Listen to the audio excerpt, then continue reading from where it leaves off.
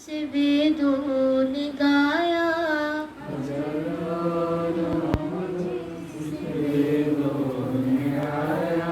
यही ज्ञान गुरु जी ने हमको सुनाया।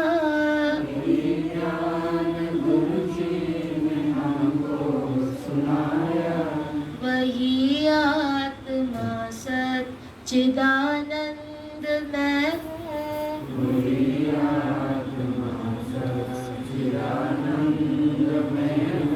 शिवोहम शिवोहम शिवोहम शिवोहम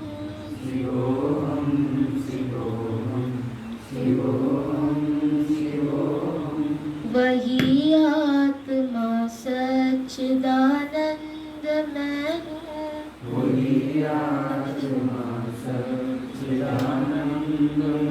हूँ, अमर आत्मा सच्चिदानंद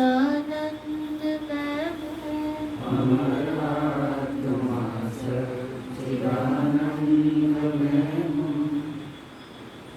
श्रोताओं के रूप में उपस्थित सभी दिव्य आत्माओं को मेरा प्रणाम।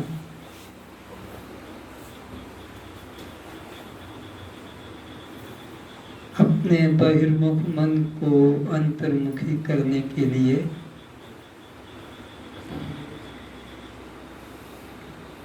चंचल मन को शांत करने के लिए अनात्मा से हटकर आत्मा की ओर लाने के लिए बस एक ही तो रास्ता है। नान्य पंथा विद्यते अयनाय, कोई और मार्ग ही नहीं है, केवल तमेव विदित्वा मृत्यु वेदी। उस बस एक को ही जानो, जिस एक के द्वारा तुम्हारे भीतर के सभी कार्य या बाहर के सभी काम हो रहे हैं। उस शक्ति को बाहर मत खोजो, उस शक्ति को अपने अंदर खोजो और उस शक्ति को भी यह करके अपने से भिन्न रूप में कभी मत मानो। वो शक्ति अगर यह रूप में होगी तो तुम उसके बिना जीवन नहीं पा सकोगे। वो तुम्हारे अंदर ही है, इसीलिए तुम्हारा जीवन है। अगर वो बाहर कहीं तीर्थ मंदिर में कोई विशेष रूप में होता तो तुम निर्जीव जड़ हो जाते। वो परमात्मा हमारा आपका स्वरूप है और उसे हम इन बाह्य जगत के पदार्थों की तरह विषय रूप में इंद्रियों से ग्रहण नहीं कर सकेंगे। इंद्रियां केवल अनात्म संसार के लिए है, इंद्रियां केवल अनात्म विषयों के लिए है। ये इंद्रियां जीवन निर्वाह के लिए, परमात्मा के लिए नहीं। परमात्मा के लिए तो हमें बहिर्मुख से अंतर्मुखी होना है, दृश्य से दृष्टा की तरफ लौटना है, जड़ से चेतन की तरफ आना है, शव से शिव की तरफ आना है, मृत से अमृत की तरफ आना है। ये तुम्हारा हमारा शरीर दृश्य है, ये मृत है, ये अनात्मा है, ये शव है, ये पर प्रकाश है। तो इसको देखने वाले दृष्टा हो, तुम तो इसको जानने वाले चैतन्य हो। जानने वाला जानी गई वस्तु से, व्यक्ति से, अवस्था से एक कभी नहीं हो सकता। सर्दी गर्मी वर्षा को जानने वाला सर्दी गर्मी वर्षा से पृथक है और अनुभव करता है। पिछली गर्मी का इस गर्मी का अंतर जानता है, पिछली सर्दी का इस सर्दी का अंतर जानता है, पिछली वर्षा का इस वर्षा का अंतर जानता है। कब कम और कब ज्यादा या कब नहीं। तो जिसे जाना गया है, जानने वाले तुम आप हम, वह कैसे हो सकते हैं? इसलिए दृश्य से दृष्टि को लौटा और वह तुमसे कोई अन्य या भिन्न नहीं है। वह तुम्हारा ही स्वभाव स्वरूप है।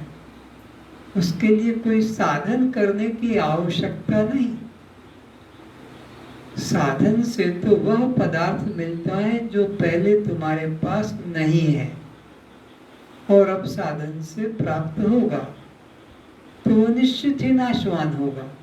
जो पहले नहीं था और अब प्राप्त हुआ है, तो वो पदार्थ परछिन्न होने से, एक देशी होने से नाशवान है। नाशवान पदार्थ को पाने के लिए क्यों इतना समय लगाओगे, क्यों इतना कष्ट पाओगे?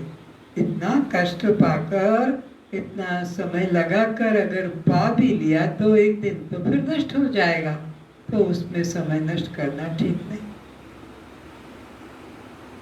ये तो जानने की बात है, ये पाने की बात नहीं, ये खोजने की बात नहीं, ये पुकारने की भी बात नहीं कि तुम पुकारो और वो चला आए।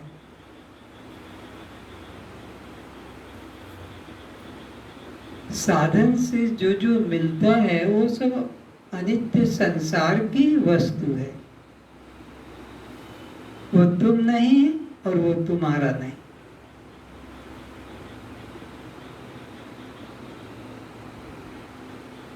ऐसा अष्टावक्र जी भी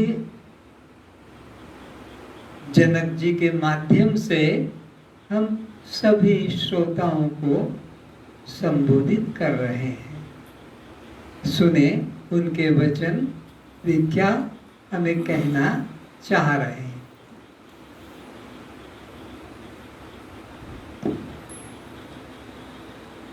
हे आत्मन, तू ऐसा विचार कर कि मैं निष्क्रिय, असंग, कुटस्थ, अचल, निरंजन, भीतर बाहर, ऊपर नीचे, आगे पीछे, दाएं बाएं,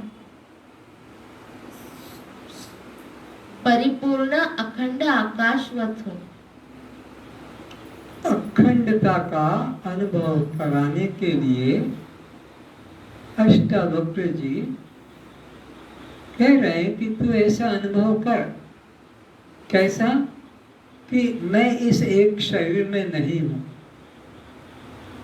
मेरा कोई पिता माता नहीं है, मेरा कोई जाति बंधु नहीं है, मेरा कोई मित्र शत्रु नहीं है, मेरा कोई देश काल नहीं है, बल्कि मैं अखंड सर्वव्यापक, सब देश में, सब काल में, सब रूपों में समान हूँ। मेरी परछिन्नता नहीं है, मुझे कुछ अप्राप्त नहीं है, मुझे कुछ पाने के लिए और बाकी नहीं है। ऐसा तू निश्चय कर कि मैं अखंड आनंद स्वरूप आत्मा हूँ। मैं यह देह जन्मने मरने वाला राजा का अभिमान करने वाला मैं नहीं। सभी नाम रूपों का तू ही एकमात्र अधिष्ठान कारण ब्रह्म सत्य है। क्योंकि जब तक अधिष्ठान और अध्यस्त का विवेक जागृत नहीं हुआ है कि ये एक हैं, तभी तो हमें कार्य रूप में या अध्यस्त रूप में द्वैत की प्रतीति होती है। जब हमें पता लग गया कि ये रस्सी का टुकड़ा है, तो सांप का भ्रम क्यों होगा? सांप का भ्रम तो तभी होगा जब अंधकार है। तो जब हमें एक अपनी अखंडता का पता लग गया कि अहम वेदम सर्वम, ब्रह्म वेदम सर्वम, आत्मवेदम सर्वम, ईशावासिदम सर्वम, यहाँ एक चैतन्य के अलावा किंचित भी अन्य नहीं है, जिसको ऐसा बोध हो गया, फिर वह किसी प्रकार की वस्तु की वासना या किसी से भय या अनुराग या वैराग्य, ये तो सब द्वैत में होता है। जब द्वैत ही नहीं है तो किससे वो वैराग्य करे और किसको त्याग करने का इच्छा करे, किसको ग्रहण करने की इच्छा करे। यहाँ एक अचल अखंड सर्वव्यापक आत्मसत्ता है, वह तू स्वयं है, ऐसा निश्चय कर। शेष सभी नाम आकार रस्सी में भासने वाले सर्प की तरह असत्य है। तो कोई भी उपादान कारण से कार्य भिन्न नहीं होता है। ये आंखों देखी बात है कि कुम्हार मिट्टी के पिंड से और नाना आकार बना देता है। एक सुनार सोने के पिंड से नाना अलंकार बना देता है। एक कपड़े का सिलने वाला दर्जी कपड़े के द्वारा नाना प्रकार के वस्त्र बना देता है। एक लकड़ी का जानकार सुतार एक लकड़ी के द्वारा नाना प्रकार के उपयोगी चीजें बना देता है। तो क्या वे लकड़ी के बनाए पदार्थ लकड़ी से भिन्न होंगे? क्या स्वर्ण के बनाए अलंकार स्वर्ण से भिन्न होंगे? तो यहाँ भी एक ब्रह्म ही नाना आकारों में फैला हुआ है। वो जगत का उपादान कारण और निमित्त कारण दोनों ही वही है। तो उससे यहाँ भिन्न कुछ भी नहीं है, ऐसा मन में निश्चय करो कि ये नाम आकार कल्पित है, इनमें कोई सत्यता नहीं है। सत्यता तो जिससे ये बने हैं, जिस मूल धातु से ये सब आकार बने हैं, वही सत्य है। तो ये सारा संसार तुझ एक चैतन्य आत्मा का ही विवर्त है, इसलिए तुझसे भिन्न नहीं। जैसे मंद अंधकार में पड़ी रस्सी में सर्प भ्रम हो जाता है एवं प्रकाश करने पर अधिष्ठान रस्सी का ज्ञान हो जाने पर अध्यस्त सर्प की प्रतीति नहीं होती है, इसी प्रकार तेरे आत्म स्वरूप के अज्ञान से जगत भ्रम की प्रतीति होती है। जैसे रस्सी का ज्ञान हो गया, अंधकार में जो डर लग रहा था, सर्प का भ्रम हो रहा था, प्रकाश से पता लग गया कि यह सर्प नहीं रस्सी है। अब डर क्यों लगेगा? बात खत्म। डर तो तभी तक था जब तक कि अंधकार था। तो ऐसे जब तक अपने आत्मा का चैतन्य स्वरूप का ज्ञान नहीं था, तभी तक हमें ये जगत और ये बंधन प्रतीत हो रहे थे। पर जब जगत नाम की वस्तु नहीं और बंधन नाम की वस्तु नहीं, तो फिर यह सब भ्रम किस लिए होगा? उसको फिर भ्रम नहीं होगा। जब सद्गुरु द्वारा अखंड कुटस्थ अद्वय आत्मा का नए रूप से बोध हो जाता है, तब यह दृश्य देह एवं जगत भ्रम दूर हो जाता है। स्वप्न में तुमने क्या क्या देखा, कितना दुख रूप और कितना सुख रूप, कितना लाभ रूप और कितना हानि रूप, जो कुछ भी तुमने देखा, खुशी भी बहुत हुई और दुख भी बहुत हुआ, लाभ भी बहुत हुआ और हानि भी बहुत हुई स्वप्न में। लेकिन नींद टूट जाने पर उन समस्त दृश्य से हमारा किंचित भी राग द्वेष नहीं, क्योंकि वो सारा का सारा स्वप्न संसार मैं ही तो बना था। चोर भी मैं ही बना था, पुलिस भी मैं ही बना था, धनाढ्य भी मैं ही बना था, धन भी मैं ही बना था। सब मेरा ही तो खेल था। दर्शक भी मैं ही था, दृश्य भी मैं ही था। ये जो नाटक में काम करते हैं, रामलीला में काम करते हैं, सब इसी प्रकार तो एक ही व्यक्ति राम बन जाता है और वही हरिश्चंद्र बन जाता है किसी दूसरे खेल में। एक खेल में सीता बन जाती है, दूसरे में वह ही वेश्या बन जाती है। तो ये सब का सब संसार मेरी ही सत्ता का खेल है। मैं ही खिलाड़ी हूँ, मैं ही खेल हूँ और मैं ही उसका दृष्टा हूँ। ये मैं ही अकेला रस्ता हूँ। कैसे जाना? स्वप्न के द्वारा जाना। वहाँ जो कुछ भी हुआ, जितना भी हुआ, जिससे भी हुआ, वो मेरा मुझसे ही हुआ, किसी अन्य के साथ अन्य का नहीं, क्योंकि वहाँ एक मेरे अलावा कोई दूसरा नहीं। इसी प्रकार ये सारा नाम रूप जगत मुझ दृष्टा के अतिरिक्त कुछ अन्य नहीं, मैं ही सब रूपों में उपस्थित हूँ। हे आत्मन, तू सबका निरपेक्ष दृष्टा है। यह नाम रूप जगत तीन काल में है ही नहीं। यह पूर्ण अजातवाद है। भगवान श्री राम को भी उनके गुरुदेव वशिष्ठ जी ने योग वशिष्ठ महारामायण ग्रंथ में बार बार यही उपदेश किया है। जैसे दर्पण पर सामने का दृश्य दिखाई पड़ता है, किंतु दर्पण का वहां से हटा लेने पर दर्पण से वह दृश्य लापता अर्थात अदृश्य हो जाता है। इसी तरह मन दर्पण जागृत तथा स्वप्न तक रहने से स्थूल सूक्ष्म जगत द्वंद्व की प्रतीति होती रहती है, लेकिन सुषुप्ति अवस्था में वहां मन न रहने से जगत भी दृष्टिगोचर नहीं होता है। जैसे हमारे पास दर्पण है,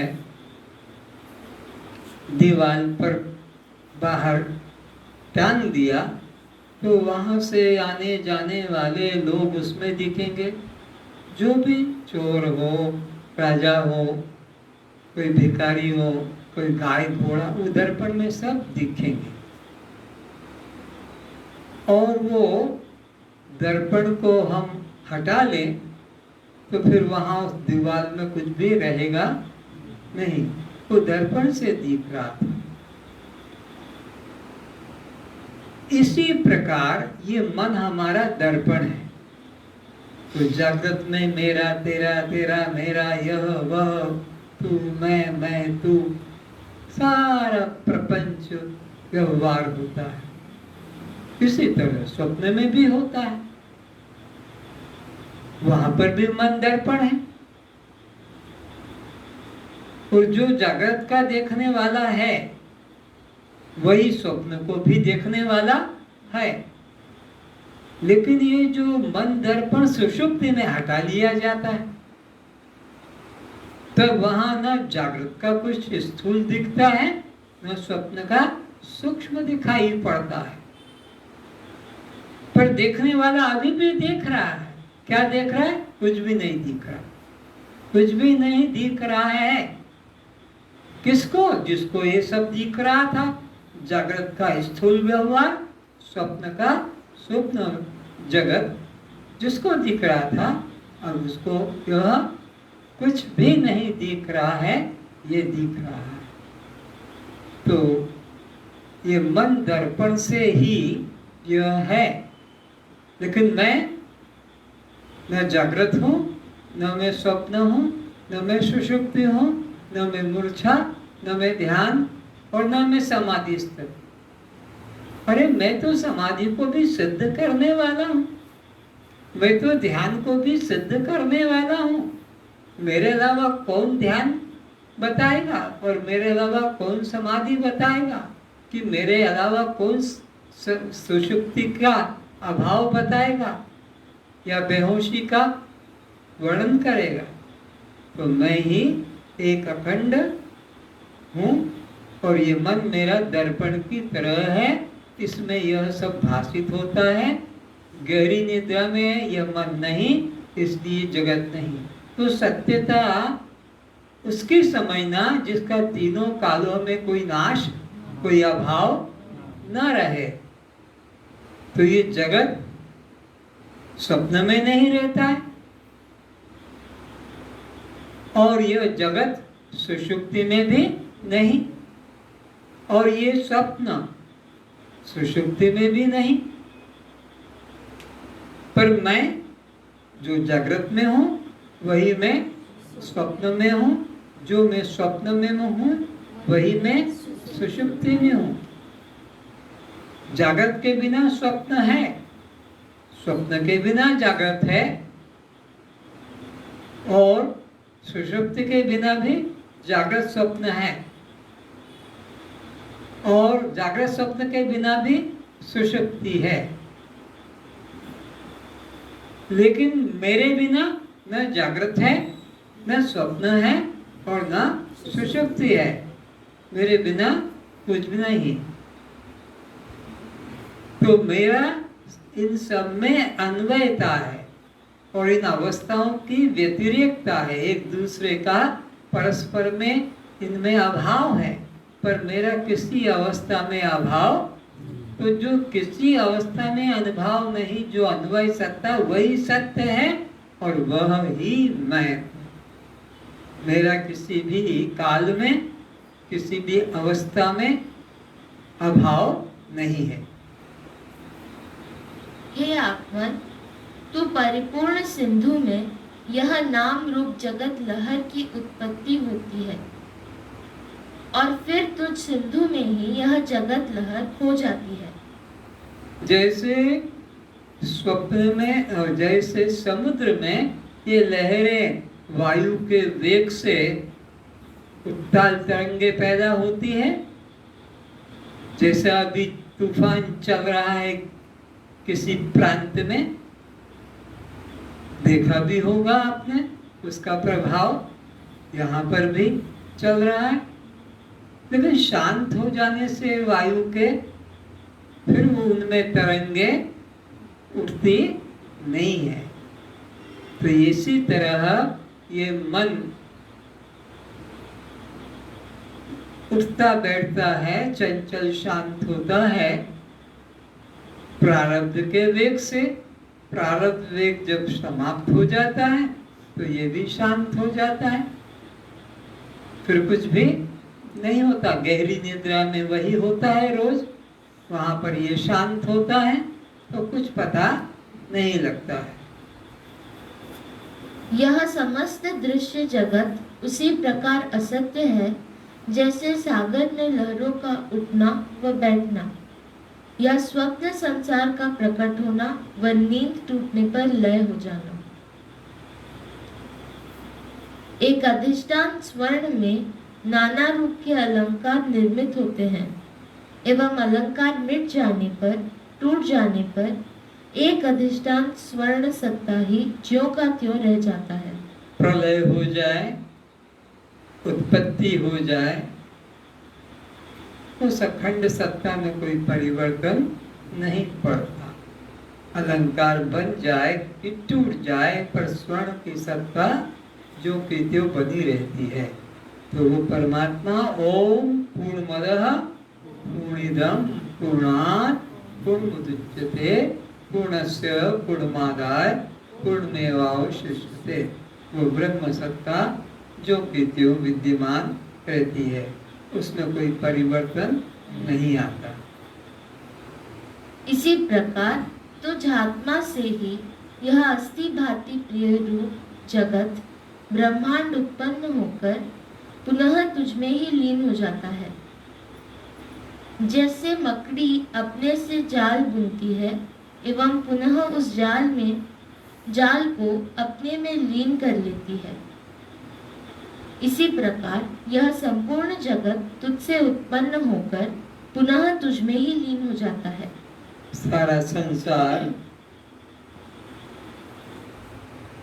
अस्थि भांति और प्रिय ये तुझसे ही उत्पन्न होता है।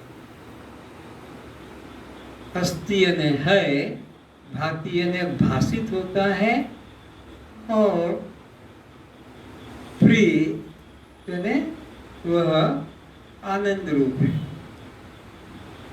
पर तू न हो तो यह है और ये दिख रहा है और ये सुख रूप है, कौन कहेगा? तो तेरे ही द्वारा यह नाम रूप जगत में तू ही अस्थि भांति प्रिय रूप से विद्यमान है। एक अखंड ब्रह्म सत्ता के अलावा यहाँ दूसरा कुछ भी नहीं है। नाम रूप दो अंश, यह परिवर्तनशील होने से, वही अंगूठी चेन चूड़ी होने से मिथ्या है, लेकिन स्वर्ण उसमें सत्य है। जैसे सुषुप्ति में सभी नाम रूप जगत तुझमें ही लीन हो जाता है एवं जागृत में तुझसे ही यह जगत पुनः उत्पन्न हो जाता है। इस कारण इस जगत का तू ही एकमात्र अभिन्न निमित्त उपादान कारण है। अभिन्न निमित्त उपादान कारण यह वेदांत में स्वीकार किया गया है परमात्मा के लिए। जगत में तो उपादान कारण अलग होता है, निमित्त कारण अलग होता है, सहयोगी कारण अलग होता है। उपादान कारण ही कार्य रूप में विद्यमान रहता है, पर सहयोगी कारण और निमित्त कारण का कोई भी उसमें जरूरत नहीं, अंश नहीं। कुमार मर जाए, सुनार मर जाए, बढ़ई मर जाए, लेकिन जो चीज बना दी वो बना दी, उसमें उनका कुछ प्रवेश नहीं है। वो सहयोगी थे, निमित्त कारण थे, मूल कारण तो उपादान कारण जिससे वो बना। तो ये सारी सृष्टि का मूल उपादान कर परमात्मा है। वह निमित्त कारण भी है, सहयोगी भी कारण है, उपादान कारण भी है। उसके बिना, उपादान कारण के बिना कोई कार्य दृष्टिगोचर नहीं होता। तो परमात्मा के बिना यह संसार दिखाई नहीं पड़ेगा। परमात्मा इस जगत का उपादान कारण भी है और निमित्त कारण भी है। जैसे कि वह मकड़ा अपने मुख से तार निकाल के जाला बनाता है और अपने में वो फिर लीन भी कर लेता है। तो वो परमात्मा ही एकोम बहुश्याम ऐसा विचार करता है कि अब मैं एक से अनेक हो जाऊं। तो वो अनेक हो गया। फिर वो विचार करके अब मैं इस सृष्टि को अपने लिए लीन कर लेता हूँ। अब ये ड्रामा, अब ये खेल अब मैं बंद करता हूँ। तो वह प्रलय कर लेता है। पर यहाँ कोई दूसरा और नहीं है। वही खेल है, वही खेलने वाला है, वही खिलाड़ी है, वही देखने वाला है। उसके अलावा यहाँ कुछ भी अन्य नहीं। जो भी बनता है वो जादूगर भी बन जाता है, वह कोई दानी भी बन जाता है, वह कोई पुलिस ऑफिसर भी बन जाता है, पर वो सब एक के ही ये रूप हैं। तो ऐसे ही यहाँ पर एक ही पिता भी बन जाता है, फिर वही किसी के आगे पुत्र भी बन जाता है, फिर वही किसी के आगे भाई बन जाता है, फिर वही किसी के आगे बेटा बन जाता है। एक भी अलग अलग उपाधि की अपेक्षा से अलग अलग नाम वाला कहलाता है। तो एक ही परमात्मा यहाँ सब रूपों में विद्यमान है। जैसे मकड़ी अपने लाल से बने जाला का अभिन्न निमित्त उपादान कारण है, हे आत्मन, यह विश्व तेरे मन की कल्पना है। जैसे स्वप्न नगर जागृत संसार की तरह कोई व्यावहारिक सत्ता वाला नहीं है, ये सपना में सूरज किसने बनाया? स्वप्न में ये ट्रेन तो यहाँ की यही है, ये चंद्रमा सूरज सब यहाँ के यहाँ है, पर वहाँ सपने में भी तो पूर्णिमा मनाते हैं, सपने में भी तो सूर्य होता है, सागर होता है। ये किसने बनाया? ये तुम्ही ने बनाया। तुम्ही इस सृष्टि के उत्पत्ति करता ब्रह्मा, इस सृष्टि के स्वप्न सृष्टि के पालन करता विष्णु, और तुम्हें संहार करता शंकर। सोचो ये सारा मटेरियल तुम लाए कहाँ से? इतना जो सपना बनाया तुमने, सपने में खेल, तो तुम्ही तुम्हारा ही संकल्प था, बाहर से कुछ लाया गया नहीं था। तो यहाँ पर भी बाहर का कुछ नहीं है, परमात्मा का ही संकल्प है। समझो इसको। अपने सपने में जो कुछ भी हमने देखा, उसका निर्माण कोई बाहर से मिस्त्री, कोई पेंटर, कोई सुनार, कोई कारीगर करता है कि हमारे अलावा कोई और है? हमारे अलावा कोई और? तो वो जैसे संसार सपने का कितना विलक्षण है और हमने बना लिया। तो ये परमात्मा के लिए क्या मुश्किल था? उसने संकल्प किया और एक काम बहुश्याम हो गया। तो ये संकल्प मात्र है, सत्य कुछ भी संकल्प करता ही सत्य है। तुम स्वप्न के करता, तुम सत्य हो, स्वप्न सत्य नहीं है। राजा जनक ने सपने में अपने को देखा कि मैं भिखारी हूँ, और नींद टूट गई तो देखा कि मैं राजा हूँ। तो संदेह में पड़ गया कि या मैं राजा होकर सपना देख रहा हूँ, या मैं भिखारी होकर राजा का सपना देख रहा हूँ। द्वंद में पड़ गए, निर्णय नहीं ले पाया। ये भिखारी सपना देख रहा है राज्य रानी का, या ये राजा सपना देख रहा है भिखारी? इसका समाधान किसी पंडित के द्वारा, विद्वान के द्वारा नहीं मिला, पर भाग्य से अष्टवक्र जी मिल गए और इस द्वंद से उसे निर्द्वंद मुक्त किया कि तू राजा भी सत्य नहीं है, क्योंकि सत्य का तीनों कालों में नाश या अभाव नहीं होता है। संतोष थोड़ा इधर बैठो ना, क्यों उचक रहे हो इधर उधर।